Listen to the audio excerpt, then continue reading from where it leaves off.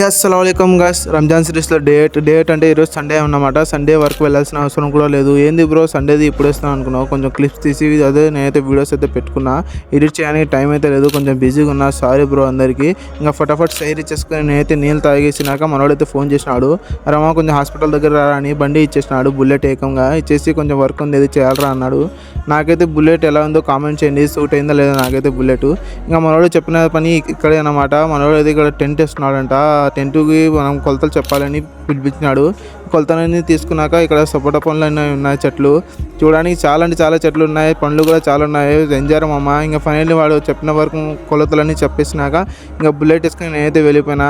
First time వాడి bullet అయితే తొలలేదు, ఎవరు బుల్లెట్ తొలలేదు. ఇంకా జోహర్ నమాజ్కి అయితే వచ్చేసిన. ఇంకా మనలతో కొంచెం వీడియో అయితే తీసుకుందామని వీడియో అయితే తీసుకున్నా. చాలా హ్యాపీగా అనిపించింది మనలతో.